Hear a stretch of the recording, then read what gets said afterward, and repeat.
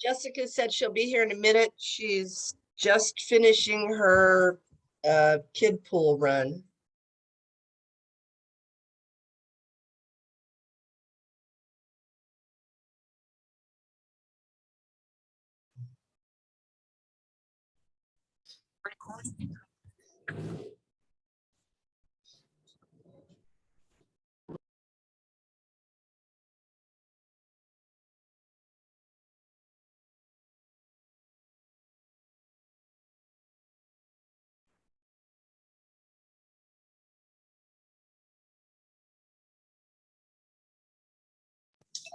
Good morning, everyone.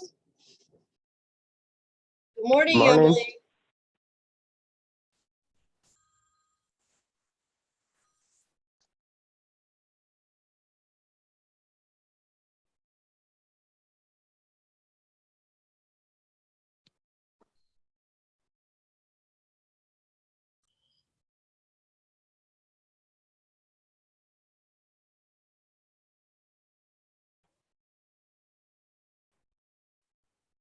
Okay.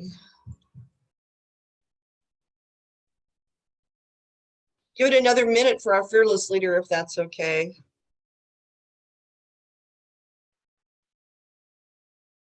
Hi, Deb. Hello. Thanks for joining. Sounds like a freight train going through my front yard with the wind that just picked up. Us too, and my west window is splattered with rain, although I don't see any coming down. It's just coming from the west. It's crazy. It just started. Yeah. Carson, did you get a lot of wind?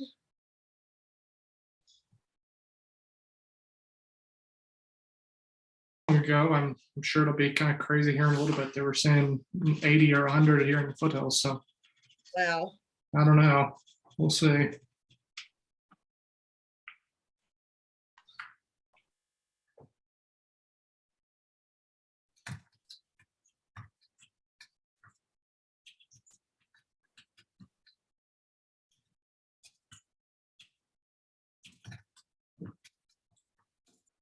I'm hoping that this will go fast today. In December, there's always a conflict for me. I have the Transportation Commission meeting right after this. And then for NADA tomorrow, the same thing. I'll only be at NADA for part of the meeting, and then I have to get off to be on the Transportation Commission. It's the only month that this conflict happens.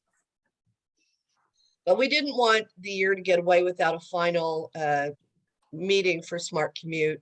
I think all of you got my email about Joyce retiring after 27 years of public service and never being a controversial character, always being a collaborator, a counselor, a friend, a mentor, a supporter, just an extraordinary career she's had, and just applaud her public service. Never had aspirations to use that as a stepping stone into a higher office, or it was always a delight to work with. So we'll miss her on the board.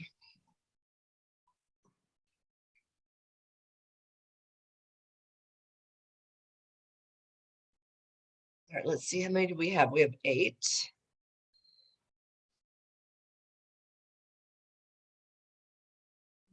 Kyle. So I have 1, 2, 3. Wait a few more minutes. I think Troy was going to join us. I know Ken cannot. I think Pedro is going to join us.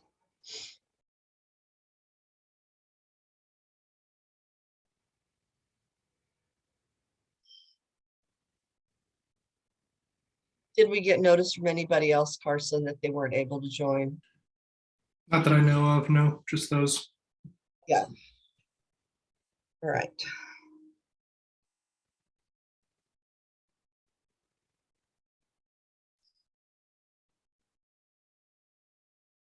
All right.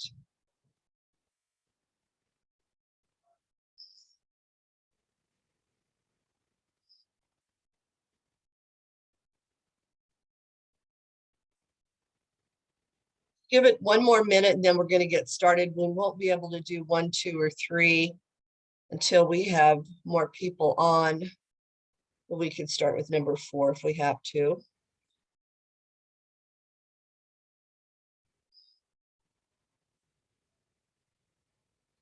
Whoever's on the phone, could you identify yourself? Hi, Karen. This is Pedro Costa from Northwest Parkway. So sorry, I'm driving, but I'll be switching to my computer in about 5-10 minutes. Thanks, Pedro. Appreciate it. Thank you.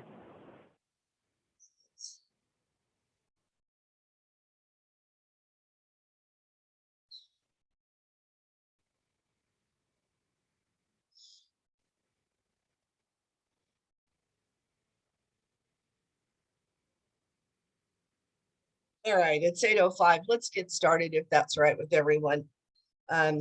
So the approval of the minutes, the acceptance of November, December, and the 2022 executive board nominations will all have to wait on until we can get our chair back on with us. But I could start with number 4, which is report and update on CDOT. Oops, looks like there's a typo there. Stakeholder 270 project. Okay, project bus tours. So if you recall, 270 is that area coming out of Commerce City that connects to I-25 headed north to US 36 headed west. This is a project that has needed repair for a long time. It's a freight corridor. There's a lot of issues with that old section. If you've ever driven it, you know that it's always congested. It's dangerous. You've got trucks merging and exiting.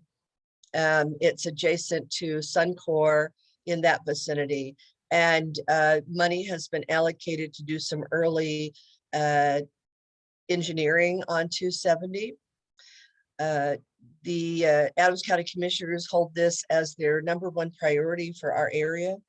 And there was 267 money that was allocated in the for 2 years of engineering studies and analysis, some early preliminary work to be done on 270, and 270 has some money allocated in the 10-year plan.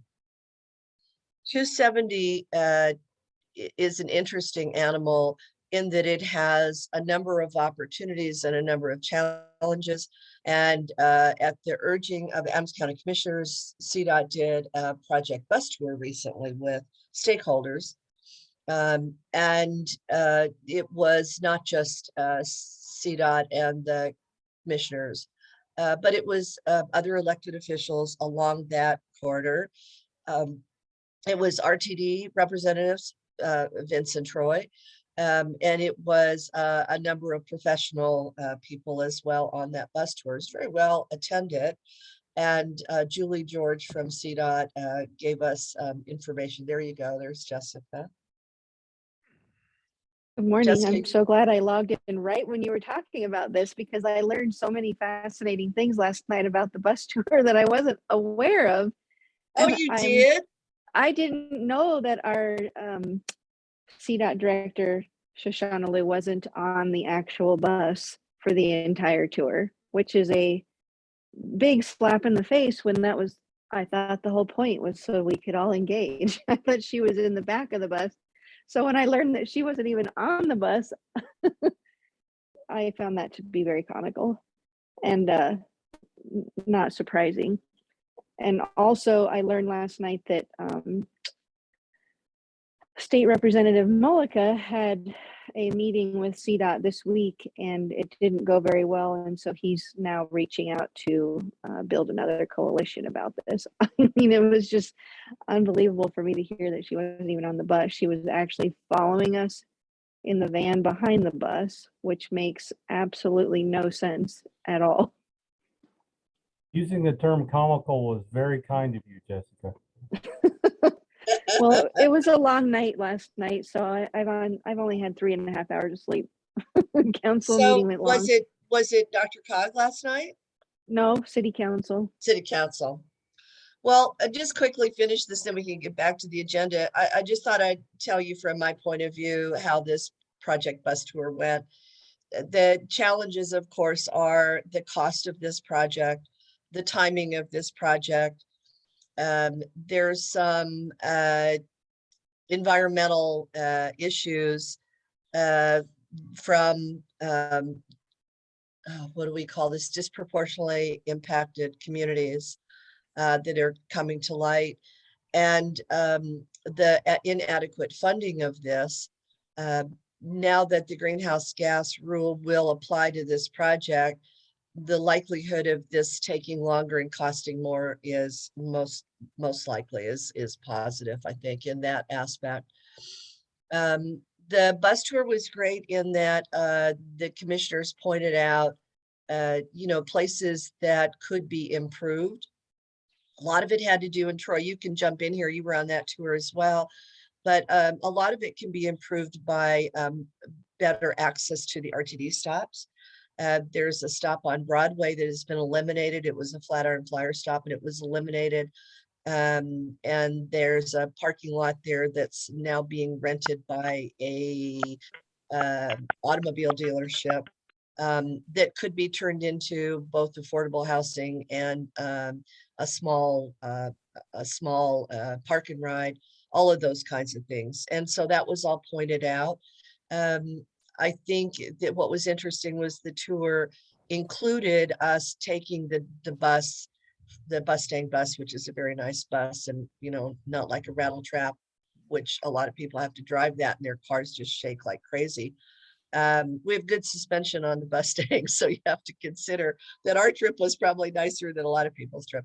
As it filters up into I-25, the bottleneck that happens there as the managed lanes from Denver come out, people veer off to US 36, the merging lane of the managed lanes, the amount of traffic going up north, and then the merging lanes of 270. So that was all interesting.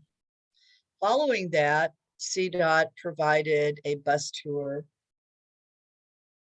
to the people who are concerned about both the environmental and the disproportionately impacted communities. Their concern, of course, is what happened on 270 and the impact to their communities, both during the construction and at the end of construction. So Julie George kind of gave us a takeaway from that, which is the air quality is a top concern for these communities of concern. It's the community wants to know the overall air quality conditions, but also the types of particulate and pollutions that are in the air on any given day. And they want to be notified. They don't want to have to check the website to see what those are.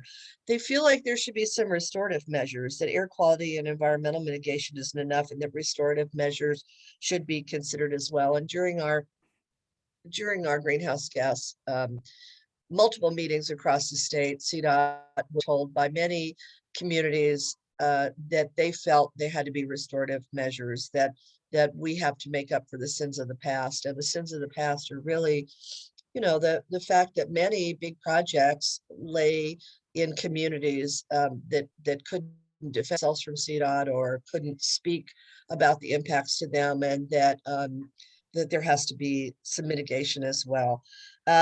They also understood that the movement of freight is important. This is the hub of freight for the state of Colorado and for the the Denver metro region. And the community wants the ability for freight to keep moving through the corridor because sitting idle adds emissions to the air. And if you've ever been on that 270 during rush hour, you know that you're idling for a very long time.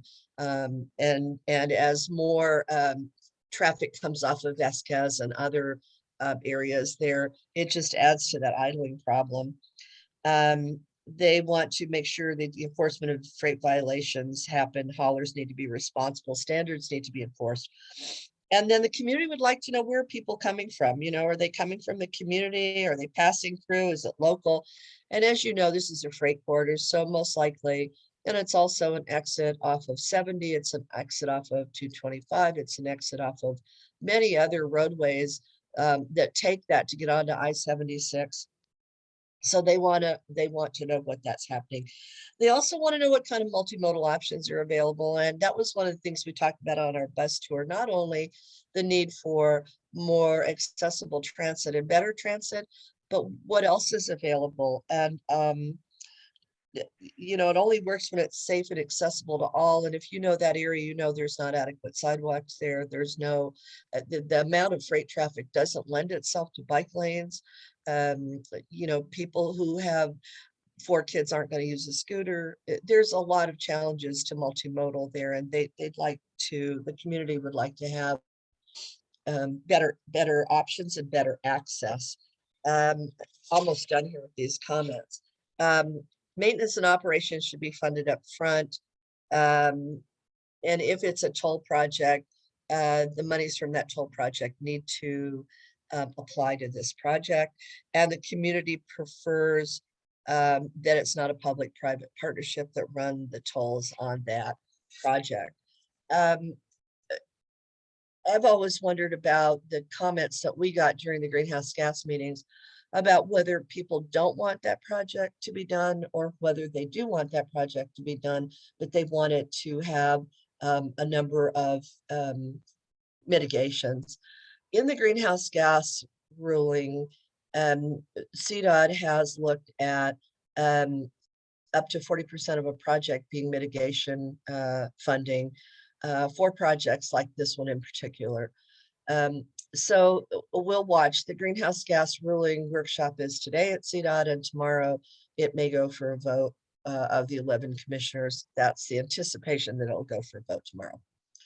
Any questions on the 270 project bus tours? And anybody else who was on that tour, please weigh in.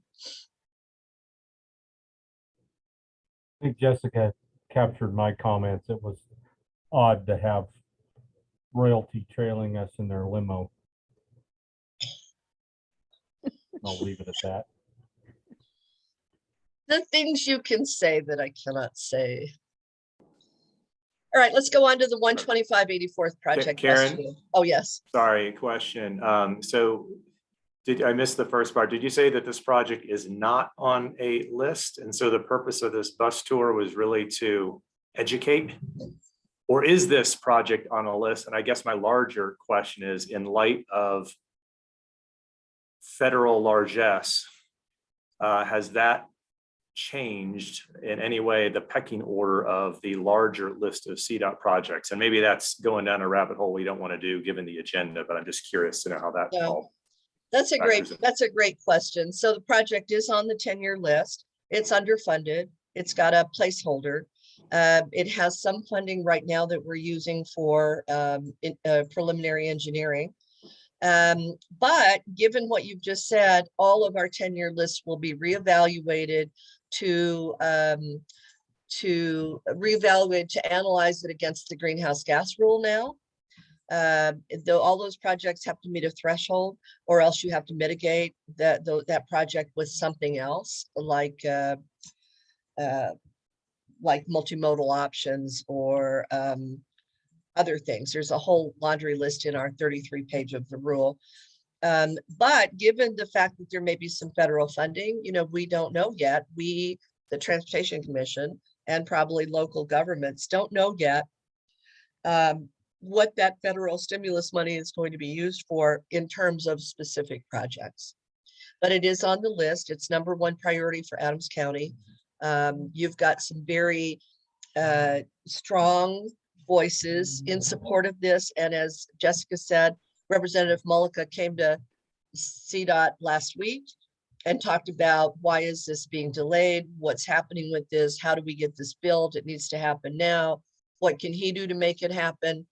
And rattled the cages over there at CDOT. And the purpose of the tour really, Kyle, was to inform CDOT's executive management about the importance of this project and what it means in terms of safety, efficiency, and community concerns.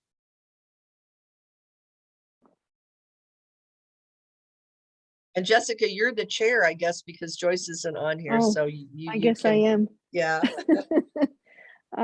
Well, I was just gonna add for Kyle's question, you know, the engineers that were actually on the bus, they have some good ideas, but it's the same as it's always been. It's a blame game back and forth.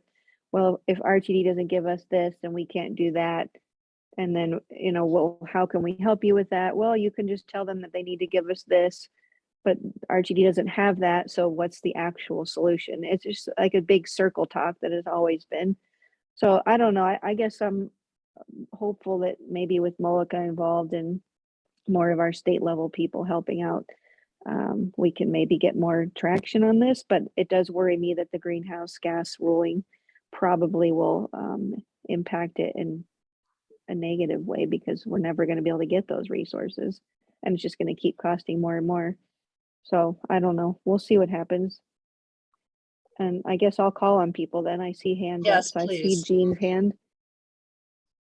Yes, my question is, with the stimulus passage, what is CDOT doing about telling the public what they're going to do? Are they just going to use their 10-year plan and what have you? Because people are very anxious in getting to know what is going to be done, because we have so many needs that the public feels that they want to know when and where some of this money is going to be spent. So is there any outreach plan to tell the public? Well, Jean, you'll hear once there is outreach, you'll hear the CDOT will make public announcements. You'll see it in the newspaper, you'll see it in the Colorado Sun, all those other places. We in the Transportation Commission should have that information before anybody else, and we haven't had it yet. So I think they're still trying to determine what amount of money is coming to Colorado, what specificity is attached to those dollars. So in some cases, you can use the dollars for one thing or for another. For example, there's transit funds that will go to RTD most likely, and to other transit agencies across the state, and CDOT has a transit agency. There's monies there that might go to revitalizing Main Street projects, those kinds of things. So the answer is, we don't know yet. And as soon as we know, I think you will find that stuff.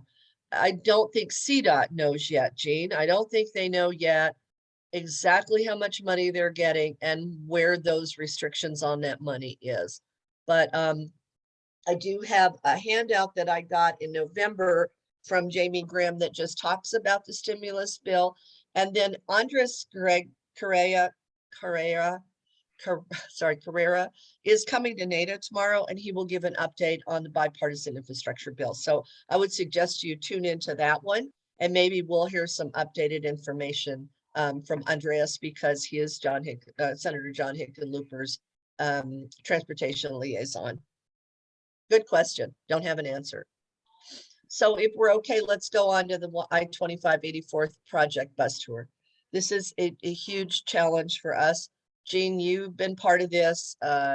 You know, many people have been part of this project. The I-25 84th to 104th project is called segment 2 of the toll lane projects. We, about, I don't know, 10 or 12 years ago, we were we, the local governments and stakeholders, were looking to make improvements on that section. And at that time, we were told, let us put in a managed lane. We'll take the revenue from the managed lane and we'll fix the rest of this. This will be a phase 1 project. And the phase 1 improvements will be a managed lane. And it's part of 8 segments of toll roads on I-25.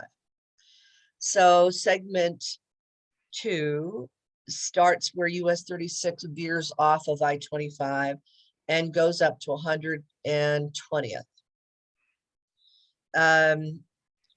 Once that toll road went in there, we started seeing a number of crashes happening.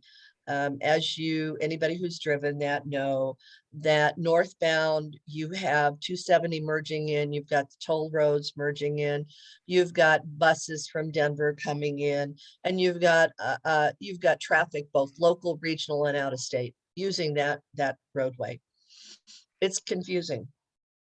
And as you get in different places, the topography changes so that when a bus goes into the park and ride close to 88 and then pulls out, it has to accelerate up a grade, and it takes them a while.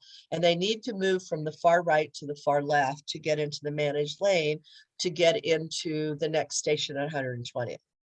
What happens when that happens is you're dealing with the traffic coming out of 270, which is starting a bottleneck. And then you get to about 88 and the topography changes, you're climbing, trucks start moving out of the way of the bus, and then vehicles start moving out of the way of the trucks and the buses. And they very often jump into the managed lane, even though that's illegal, to get out of the way of these slower moving vehicles so that they don't have to brake or change their speed. And so we're seeing a number of crashes happening northbound in the evening. On the other side of it, it's the same thing. The topography changes. It's high at the top, low at the bottom. And at about 88, truckers can see that they need to get in the far left lane in order to get to 270, which is where they're going into Commerce City, into the 270 area. The buses pull out. They pull out from the far right. They have to get to the far left to get into the managed lane. And people start using the managed lane to get out of the way. Same thing happens. There's confusion. And the speeds, you're going down a hill, the speeds increase, people are starting to brake, and they get into the managed lane, which is restricted, and accidents happen, fatalities and crashes. And Kent Mormon from Thornton did an analysis of the crashes because CDOT's crash analysis is 18 months behind. And so we got CDOT's crash analysis, but Kent did another one where he reached out to the local jurisdictions to talk about what are the crashes, what are the fatalities, what is the impact on this. The other piece of this, I think, is that there was an EA. First, there was a preliminary environmental linkage study that all the stakeholders did. And then there was an EA, an environmental analysis, to build phase 2. That phase 2 has some considerations like an auxiliary lane, shoulders, and a general purpose lane in order to open up that bottleneck and allow cars to go freely on there. And the reason the auxiliary lane had to happen is because in essence, the auxiliary lane now at 80, between 84th and 88, now filters off bus traffic onto the park and rides. And so it can't be really used as an auxiliary lane to accelerate and merge into the regular lanes. The EA went to CDOT. Paul Desaitis, our Region 1 director at CDOT, signed it and sent it over to the chief engineer, who gave it to our executive director, who said, I don't like this and we're not going to do it. We're not going to do it because we're not going to build general purpose lanes. We're not going to do any capacity expansion, and it's too much money. The EA required a center loading platform for the bus, which would really accommodate CDOT's mission of putting mobility hubs every 10 miles. And what it allows is the bus to be in the middle, in the managed lanes, and not have to weave in and out. And then people would come underneath and get into the center loading platform, so sort of like a train. There's a cost to that, and CDOT says we're not paying for that, and RTD says we're not paying for it. And so she says, we're not going to do the center loading platform. We're not going to do it. It's too expensive. And the cost went from about 100 million, Gene, you'll remember it was about 100 million. It's now almost 300 million. And Shoshana said, we are going to reduce the cost of this to 110, and we're going to reduce the scope of what we're doing.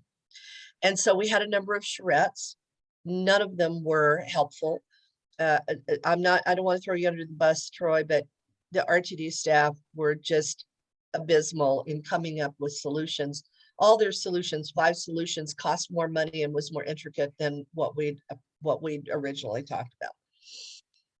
So the local governments, and Jessica can weigh in on this as well, but the local governments were really concerned about the delay. So that was 2019. We had the charrettes in 2020. Nothing has happened. Nothing has happened. And so we banded together and got Shoshana and the engineering staff to come on this bus tour with us. And it was elected officials from Thornton and Northglenn, city managers, senior transportation engineers. Adams County came, Steve Rodericio and Lynn Baca were there, and their staff was there. And we did this project tour. We talked about everything. And talked about what can we do, how can we fix this, what's the problem. And Shoshana said that the EA that was proposed to her didn't solve the problem. The problem, her problem in her mind is not congestion and free flow of traffic. It was how to fix the safety issue separate from free flow of traffic. So there were lots of questions, and that bus tour, I thought, didn't accomplish anything other than made it clear to us as stakeholders that CDOT is reluctant to do any capacity improvements, regardless of whether they're needed for safety or efficiency. So at this point, Jessica, I'd like you to weigh in, and Troy, I think you were on that bus tour as well. So anything else? And then I do want to say, before we end up using all the time, is that Jessica Mickelbust, who's Deputy Region 1 Director for CDOT, is coming to NADA tomorrow to really give us a much more overview, and probably not as jaded as the one that I just gave you. So all my comments before were about this bus tour. I didn't know you were still on the 270 bus tour. Oh, So everything I learned last night was about this bus tour. And so sitting on the, not only is this a safety issue, but this is draining the city's resources. We're having to direct fire and police to I-25 on a regular basis. And so it would be interesting for us to have, I don't know if we have that dollar amount readily available, but to know how much this is costing the city just to have to constantly divert our resources to that situation. I drove home, like, let's see, a couple days after that bus tour, and 76 is another offshoot that comes onto that highway right around that area. It took me 50 minutes, 50, to get from 76 to I-25, and there's nowhere to get off. So once you're on that loop, you're stuck there. And it was because there was an accident in the HOV lane. So it doesn't go away. It's not going away. I don't know why they can't seem to put 2 and 2 together. We've seen that they want to put mobility hubs in other places. Down in Castle Rock, that was my favorite conversation a few weeks ago, when they didn't want the mobility hub. We're like, well, we'll take it. We need it up here, but whatever. So I don't think this is going to go away. I don't know why it's such a hassle to get this done, but it is good that the Molicas are both on it.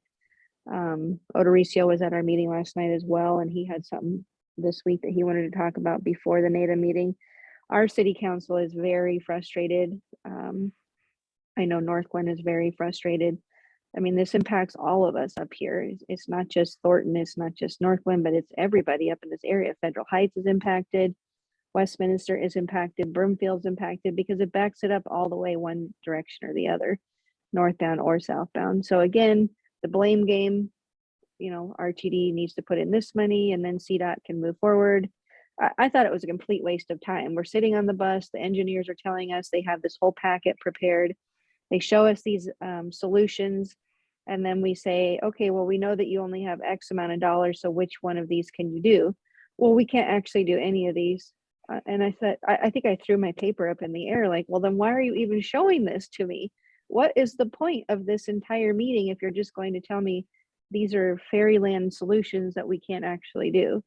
So I'm jaded to the ultimate extreme on this with CDOT, especially after I hear that she wasn't even on the bus. So I'm ready to be more vocal. I would love to see an article in the newspaper, similar to what we saw about CDOT withholding money from RTD. I just want to see anything in the newspaper about CDOT and RTD at this particular area, because we just don't seem to get any traction with it. So public shaming, maybe that's the next place. I don't know. I don't think I have anything else to add because it just makes me irritated thinking about it.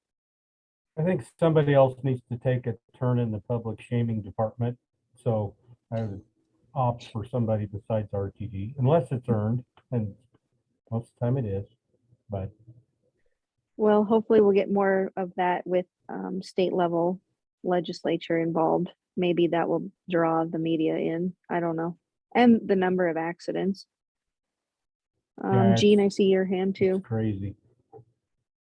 Go ahead, Gene. This has been a issue for 20 plus years now. I'm going to be blunt. I think we need to take CDOT and RTD to the woodshed. This has been out there to be done for a long time. Having the center platform loading answers bus issues. It answers uphill congestion because you don't have all of this weaving going on, and it would also be a good place to have the CDOT regional bus stop along I-25.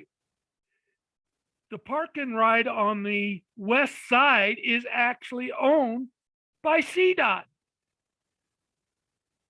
and leased to RTD. And I agree with Jessica. We need to get very verbal about this because that site could be such a good intermodal transfer, and yet the two agencies are sitting on their hands. That's all I'm going to say. Well, if you're interested in more dialogue and more information about this, please tune in to NATA tomorrow. It's on our agenda tomorrow, early in the agenda, since I have to leave for that. And I'll just stop by saying, I'm your CDOT director, commissioner.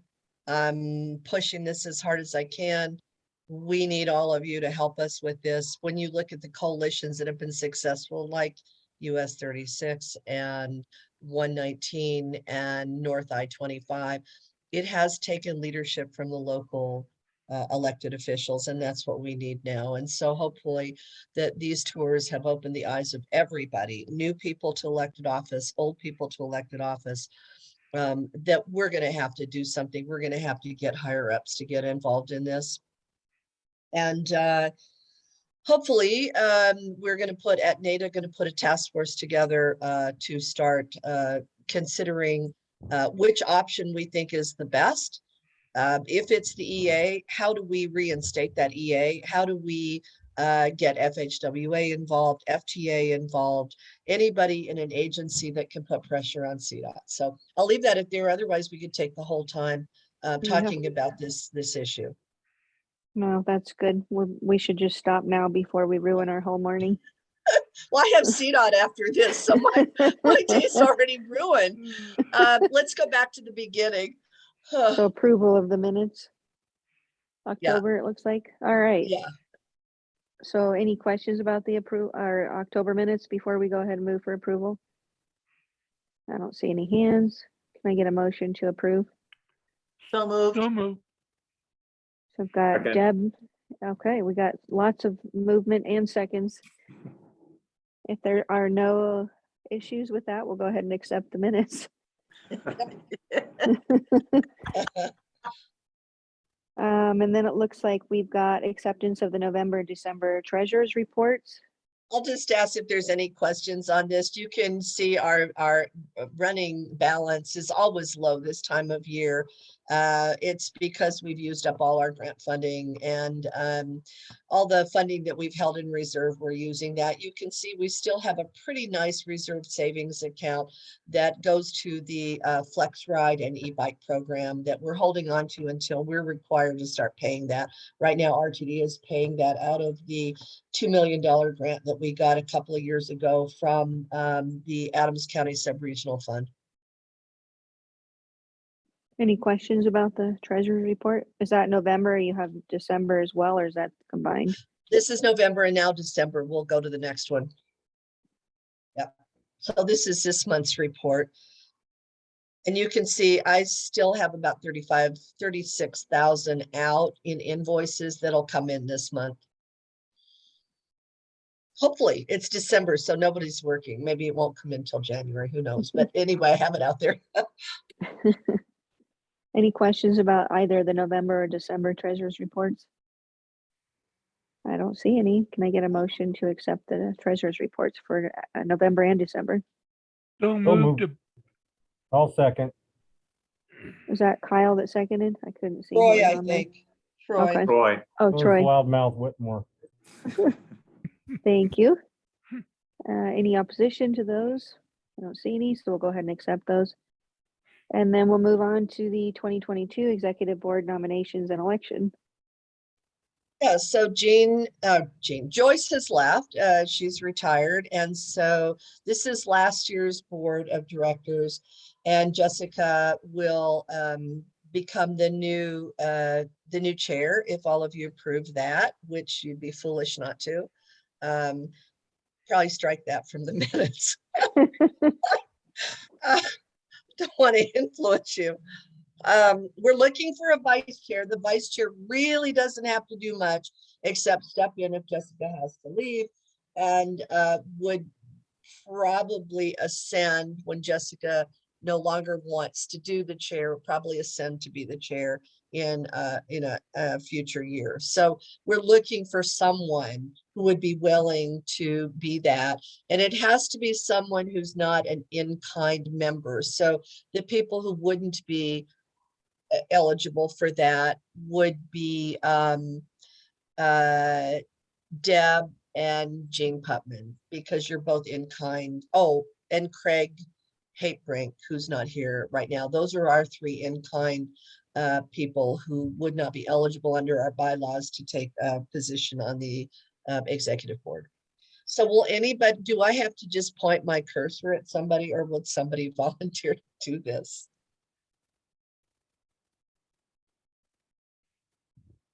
I think Or- Kyle should do it. Or Me. Emily. I second Kyle. I do too. All I in favor? second Emily. It's unanimous. I hear a train. I can't, these meetings, I'm pretty much 1 hour and then I'm gonna have to duck off. So if they continuously go beyond an hour, I am not the right person. We could defer this until the January meeting if we want to see if we can get Ken and Joe Jean and whoever else is missing today to be part of this meeting. So it's up to you. I don't want to rope anybody into it who doesn't think they can do it, but we probably do need to know by our January meeting so we can put that to the general membership and have it approved in a January NADA meeting. What's your Yeah, pleasure? we can do that. We'll just wait. Just know that it's out there. We need somebody. All right, good. Let's go on. So we are at we already did that number 5, right? So 2021 outreach and program activities report. Right, so we think that you'll find this interesting. We won't put much on here. Let me move my thing so I can read this. Okay, so this will be in the newsletter today that goes out today. I think it's very interesting. Let's run through it, and anybody who has any questions, we can give you more information about, but it's pictographs about what we do and how we do it. So if you want to just go through this, Carson or Kit, does anybody want to do a dialogue as we move through this? Okay. Kit can add any color if we have any. Yeah, so these are pictographs that'll be in the newsletter. We'll just start here. Our overall outreach, we reached 157 employers in 2021, representing almost 30,000 employees. We served our 13 jurisdictions as a part of NADA, representing almost 750,000 residents, 720,000 residents in our area. We were able to get a small CDOT grant earlier this year to put on 3 wellness videos for teleworkers. You may remember those. They were on ergonomics, physical wellness, and mental wellness. Those were 33 minutes long in total, and they had lots of great tips in there. We got some good feedback from those. Please feel free to jump in as we go. I will just keep on rolling through these. We just have a few more slides. The Smart Commute e-bike program, as you all know, was launched this year. That included 13,700 minutes of biking done across the North Metro area with little over 2,000 miles and 4,400 pounds of CO2 reduced through this program's history so far, just the first year. 138 e-bike inquiries resulting in over 300 interactions with people across the North Metro happened as a result of this program. There were 5 safety training events with 11 income qualified participants so far that we've identified. And this project just started in July. So just to caveat that, this is only from July till today. Yeah, just the first phase, right? And we were anticipating some form of a second phase next year, maybe in the spring sometime when weather gets a little bit better. The Wagon Road Flex Ride, as you're all familiar with, in 2021, we had almost 30,000 riders as of October, and we anticipate blasting through that ceiling as we get closer to the end of the year and more folks are using that bus as holiday shopping kind of ramps up at Amazon and other places. There were 124 customer service calls taken at all hours of the day by Jean, our staff person on this, with 11 outreach events reaching 58 specific riders at the various employers kind of across the 144th and I-25 quadrant throughout the year. And one moment, Carson, I just wanted to mention, it's not on this slide, but we also have Sunday service that was instituted over the summer, and we're one of only 2 flex rides. And that the other flex ride is Brighton. Or no, actually I might have that wrong. But we're only one of 2 that have Sunday service. So we have service 7 days a week for our riders, which is particularly important to people that are not working normal business hours in that quadrant. That's a great point. And also holidays are involved in that as well as folks that are working at the hospital or at Amazon. The holidays don't apply necessarily to them like they do the rest of us in the working public. So continuing our programming, we had Bike to Summer, which we launched in 2021 as an opportunity to get out and do some outreach because we saw kind of a gap in community outreach continuing because of COVID. We had over 1,200 participants in 6 events partnering with 4 jurisdictions in our area. Most of those consisted of full moon bike rides or other kind of kid rodeo bike rides, some trainings here and there. We had over 80 social media posts just about Bike to Summer with over 7,000 impressions across our area, which we thought was pretty good for a small channel like ours.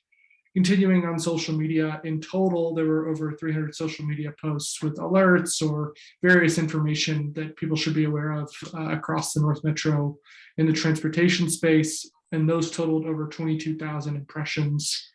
We had over 11,000 website visits last year, which is really great. A lot of those were FlexRide or e-bike participants that were interested in getting specific information about those programs. We had 28 new YouTube videos with over 59 hours of watch time last year as well, which has been kind of an emerging channel for us as COVID continues on. Here's a great quote from Carl from Northland about one of the full moon bike rides. The community full moon bike rides were an excellent way for me to meet fellow cyclists of all ages and explore the trails in our community together. We got lots of these quotes, and there'll be more in the newsletter I didn't include here today. Just recently, we've done some of these Thanks for Riding RTD rider appreciation events kind of across the North Metro area, including Wagon Road and all of the inline stations that are in our area. We had over 500 rider interactions at 11 events along those 6 stations in our area. We really focused on gathering notes and specific comments about the RTD experience for those riders. So we had over 10 pages worth of notes with rider comments that we're going to share back with RTD for specific improvements, which we think is really valuable. We provided eight boxes of coffee with only 1 cup spilled. There might have been more than that at mine. I may have underreported there a little bit. I have to laugh, Carson, because we initially bought 100 packets of cocoa that we were going to hand out. And because the weather was so unseasonable, so hot, we did not provide any cocoa to anyone. The early morning boxes of coffee were for the 5:30 bus trips that people were taking headed to work in the morning. And from 5:30 to 9 o'clock in the morning, the early people coming to the bus station were grateful for the coffee, but the rest of the time the weather was so beautiful. We did hand out a lot of chapstick, a lot of hand sanitizer, a lot of pens, and a number of rubber trains that have the N line emblazoned on them. Yeah, that's right. I was out there Sunday for the Broncos home game at 104th Station, kind of greeting riders, and I was hot. I mean, I took off my sweatshirt immediately. It was 60 degrees or so. Here's another great quote from a former New York resident about the 120X being a good service to get downtown and also for work and for fun. I thought it was interesting they commented on the fresh air here. I guess everything in context, right? We were a part of the first annual CDOT and Rocky Mountain Act TDM conference that was hosted earlier this year in November, on November the 5th. Opening remarks were made by Karen Stewart, our very own, both from her CDOT TC position and executive director of Smart Commute, kind of the perfect Venn diagram for a conference like this. There were 145 attendees at this conference, TDM professionals across the state, and a few interested employers and state employees that were interested in TDM and how it kind of is evolving in the state.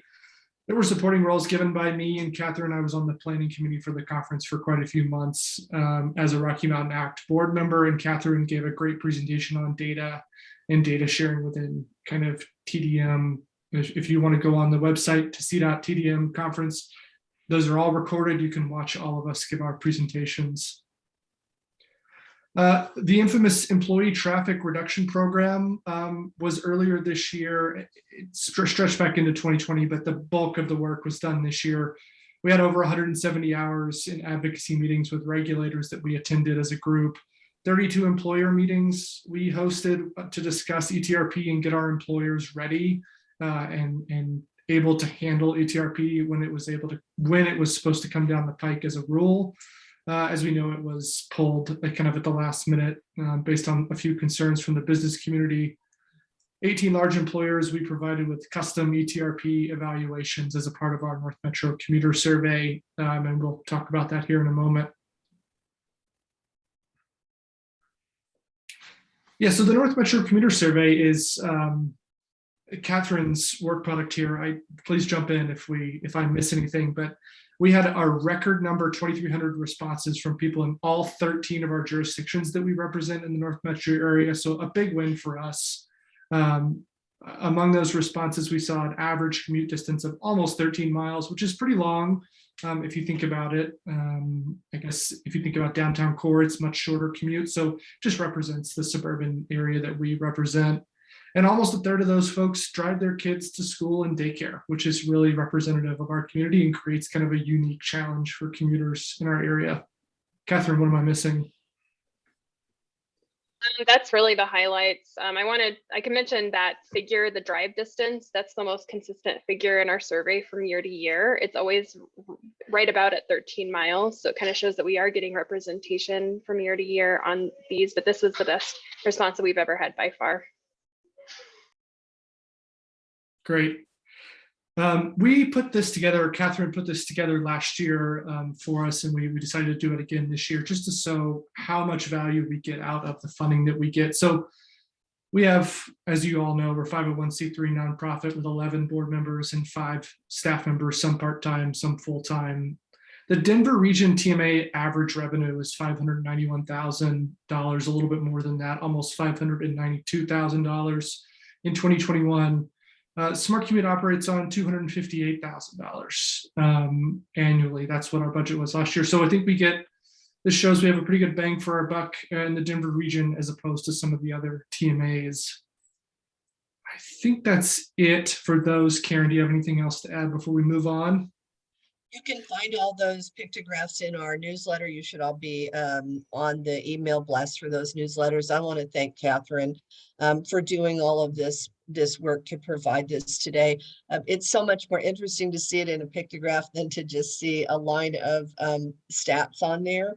And it's something that we have evolved into at Catherine's urging. And so really appreciate all the work that she puts on there. When we talk about 5 employees, really Carson and I are the only 2 full-time employees. Catherine works a different schedule in order to accommodate her role as a mom. And Tammy works part-time as well, and Jean works part-time as well. So really we get a lot of value from the crew that we have, the team that we have.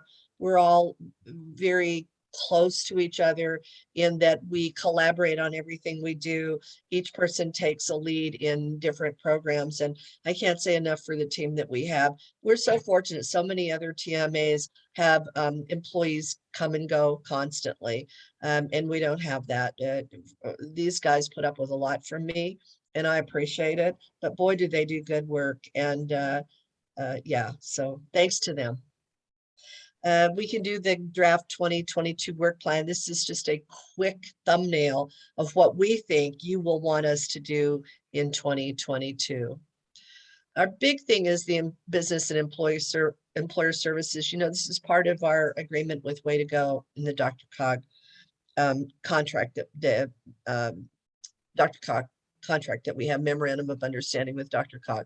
And so a lot of this relates to our outreach to reduce congestion and improve air quality by providing mobility options and commute options. And so I'm not going to go through all of these. We can provide this to you in a Word document if you like.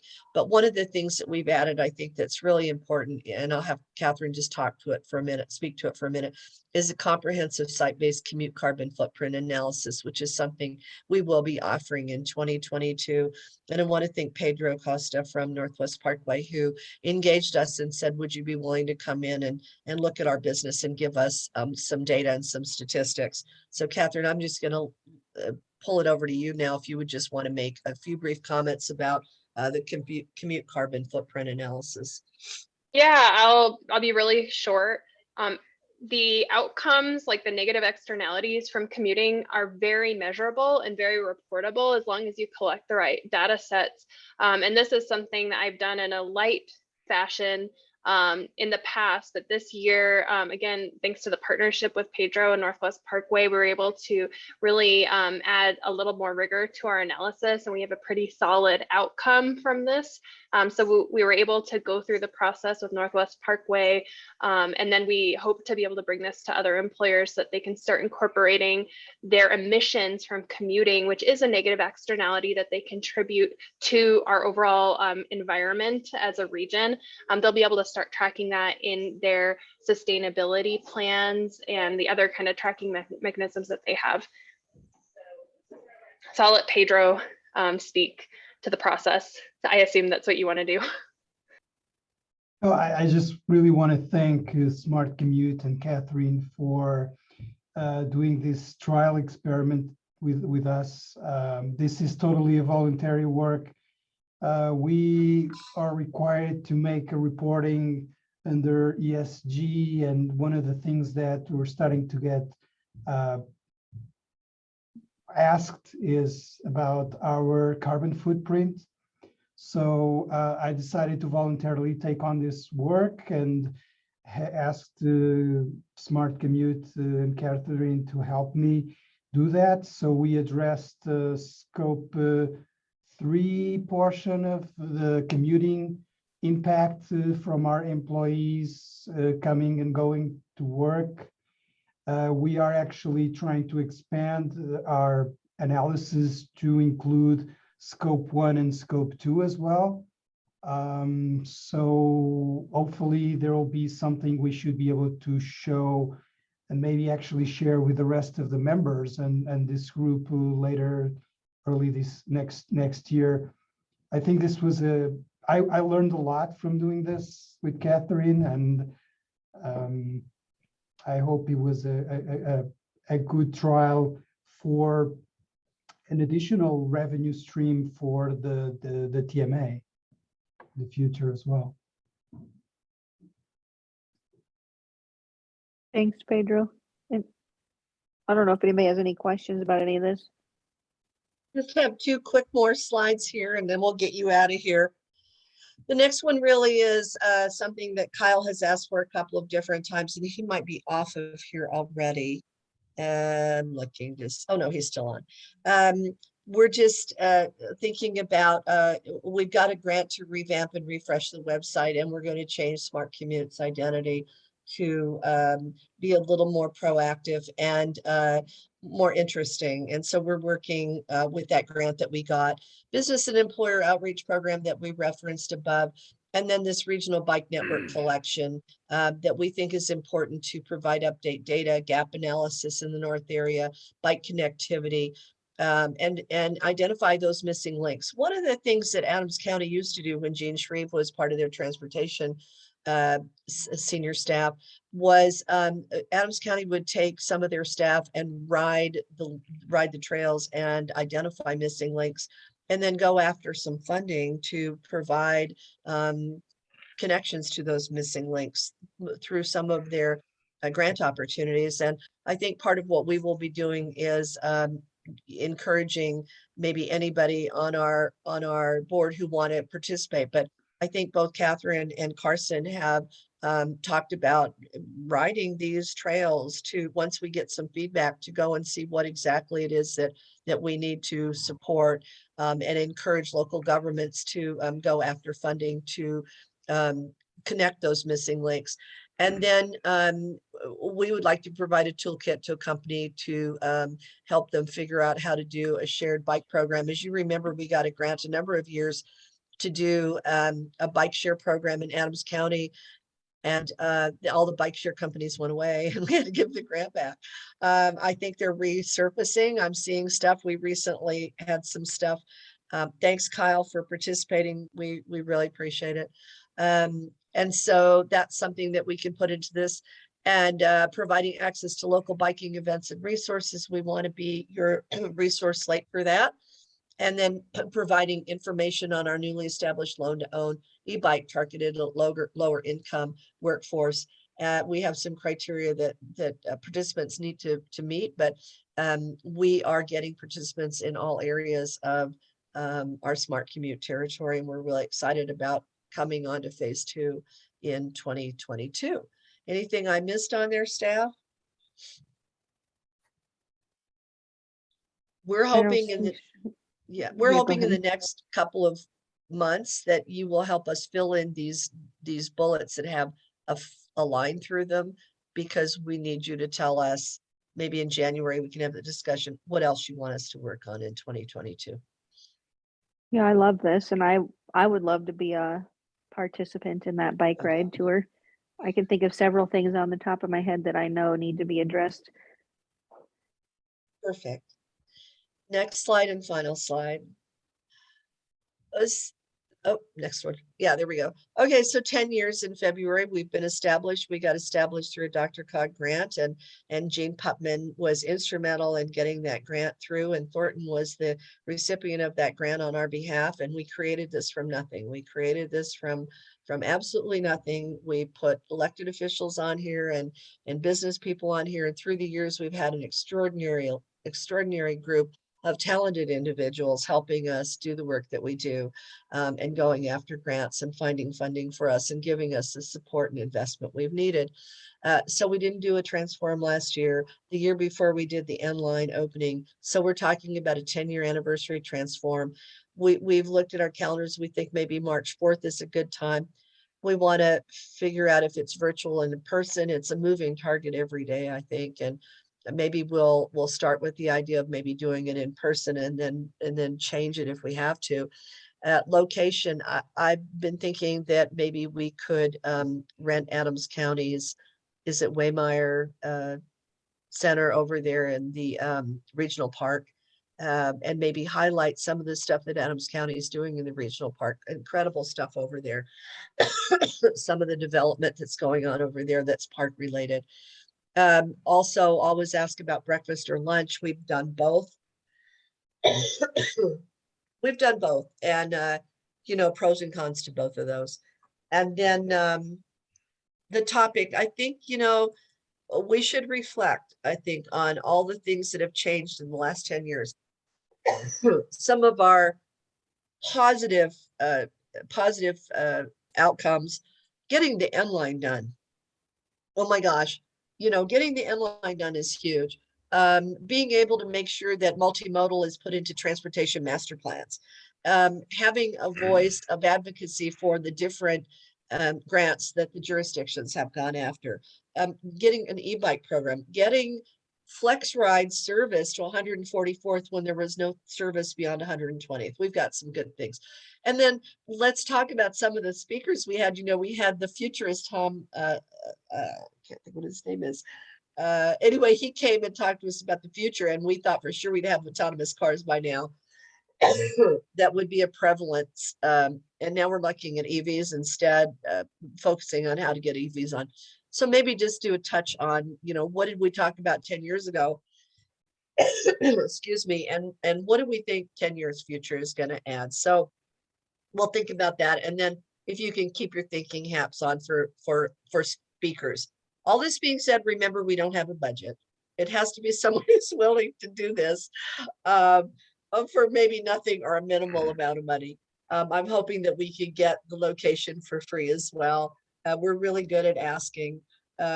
So anyway, we don't have to talk about this today unless someone wants to make a comment, but this is really what we're thinking about, and March will be here before we know it. Any questions about that or comments? I see Jean's hand up. Yes. The next 10 years is going to be very important when it comes to transportation. We're going to have a lot of influx of funding to improve transportation because of the infrastructure bill. We need to be involved. We need to continue to work on improving our transportation interface. And I look forward to it being even better than the last 10 years.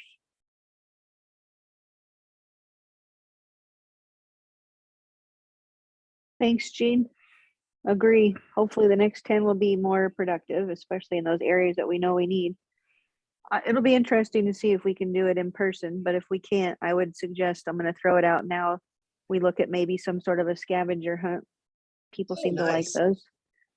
And I know we have that technology already put together with the city. I think Carson and I don't know if Catherine was working with the city on some of that as well, but if it has to be virtual, at least get people moving around. Great Well, ideas. So anybody who has any ideas or suggestions for us, please contact Carson or me, and then we'll configure this slide for our next meeting in January. I appreciate all of you. Hope you have happy holidays and a Merry Christmas. And I've got my fingers crossed for a better new year where we can all travel a little more easily and not be tied to our computers from 8 o'clock in the morning until sometimes 6 or 7 at night. What a weird time it is. Appreciate all of you, your investment, both of time and of money, and support for us and counsel for us and friendship for us. Just can't tell you how much we appreciate all of you on our board, and thank you very much. Merry Thanks, Christmas Karen. to you guys too. Yeah, Thank Merry you. Christmas, Merry everyone. Christmas. Thanks, everyone. Bye-bye. See you next year. Bye-bye. See you next year. Bye.